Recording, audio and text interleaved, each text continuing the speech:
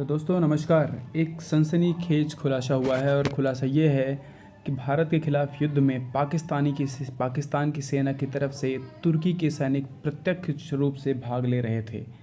वो पाकिस्तान को मदद कर रहे थे ड्रोन उड़ाने में। वो पाकिस्तान को मदद कर रहे थे कि वो भारत के खिलाफ युद्ध में अजीब सी चीज़ें करें, और ये अंतर्राष्ट्रीय मंच पर खुलेआम उजागर हो चुका है।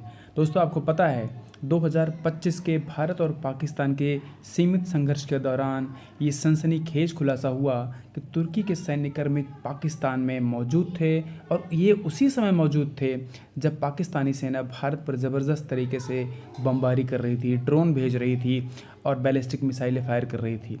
और भारत के खिलाफ ड्रोन हमलों की ये जो प्रॉपर योजना है, इसका जो क्रियान्वयन है, इसका प्रत्यक्ष रूप से तुर्की इसमें शामिल था।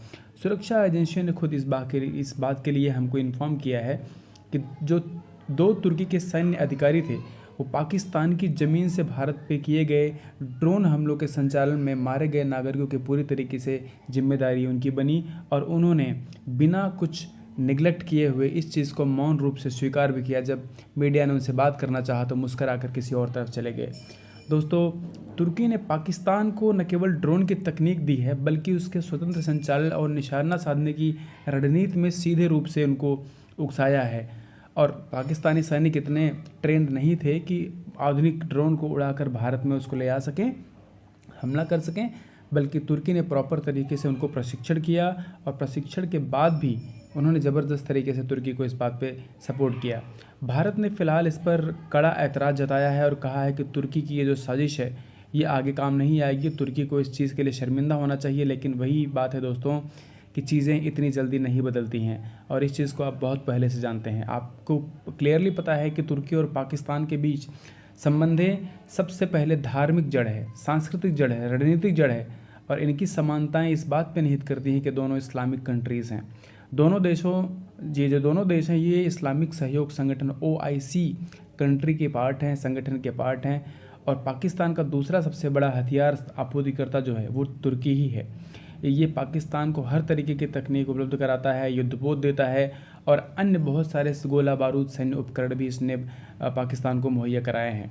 2025 में भारत और पाकिस्तान के बीच जो ये युद्ध हुआ था, उसमें तुर्की जो है प्रत्यक्ष और पहले तो अप्रत्यक्ष रूप से, लेकिन बाद में सामने आकर अपने भाई की पाकिस्तान की उसने प्रॉपर तरीके से सपोर्ट की है। और इस सपोर्ट के लिए कूटनीतिक प्रभाव भारत को बढ़ाना पड़ेगा। तुर्की के पाकिस्तान को समर्थन देने के कारण ही भारत में तुर्की का ज़बरदस्त विरोध बढ़ा हुआ है। भारतीय यात्रियों ने तुर्की की यात्रा रद्द कर दी है। जो हमारे यहाँ जो कंट्रीज़ हैं उन्होंने तुर्की के साथ सहयोग देना बंद कर दिया है। हमारे यहाँ के जो स्टार्स हैं उन्होंने तुर्की में जाकर अपना लाइव कंसर्ट करने से मना कर दिया है। और भारत की प्रतिक्रिया अगर हम जानने की कोशिश करें दोस्तों, तो भारत ने जो ऑपरेशन सिंदूर हुआ है उसके तहत पाकिस्तान के जितने सैन्य ठिकाने थे उस पर हमले किए, जिसमें तुर्की से प्राप्त जो ड्रोन था उसको भी मार गिराया है। अन्य जो सैन्य उपकरण थे उसको भी टारगेट किया है। भारतीय वायुसेना ने पाकिस्तान के जितने चीन के बने हुए रक्षा प्रणालियाँ थी सबको तोड़ डाला है। और सबसे अच्छी बात है कि हमारा जो S-400 जो रूस का दिया हुआ हमारा वेपन था, उसने वायुसेना के तरफ से बहुत ज़बरदस्त करिश्माई प्रदर्शन किया है। और इसी चीज़ को लेकर तुर्की और पाकिस्तान भारत से जुड़े हुए हैं। लेकिन फ़िलहाल भारत ने तुर्की को उसका जवाब दे दिया है, और भारत में इस समय बायकॉट तुर्की, बायकॉट पाकिस्तान, बायकॉट अज़रबैजान ये ट्रेंड कर रहा है।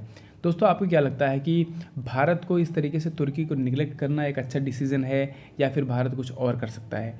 कृपया अपनी राय कमेंट बॉक्स में ज़रूर लिखिएगा, और अपना अमूल्य समय दे करके इस चैनल को सब्सक्राइब ज़रूर कीजिएगा। आशा करता हूँ वीडियो अच्छा लगा होगा। Thank you so much for watching. Have a nice day.